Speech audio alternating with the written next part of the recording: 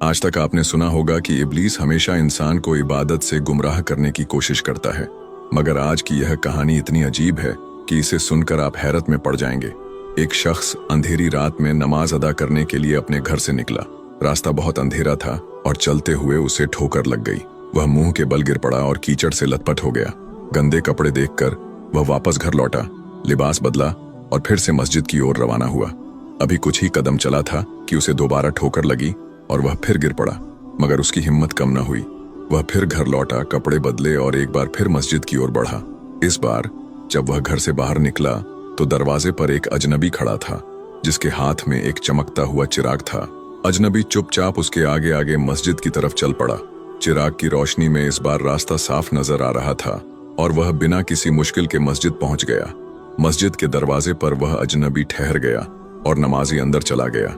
नमाज अदा करने के बाद जब वह बाहर निकला तो देखा कि वह अजनबी अभी भी खड़ा था, मानो उसे घर छोड़ने आया हो। नमाजी को अजनबी पर शक हुआ और उसने उससे पूछा, आप कौन हैं? अजनबी ने जवाब दिया, मैं इब्लीस हूँ। यह सुनकर नमाजी हैरान रह गया और बोला, शैतान मुझे मस्जिद तक कैसे छोड़ने आया? तेरा काम तो लोगों को गुमराह करना है। इब्लीस हंसते हुए बोला, जब पहली बार तू गिरा तो अल्लाह ने तेरे सारे गुनाह माफ कर दिए। जब दूसरी बार गिरा तो अल्लाह ने तेरे पूरे खानदान को बख्श दिया।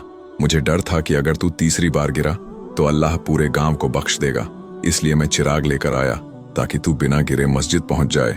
यह सुनकर नमाजी की आंखों में आंसू आ गए।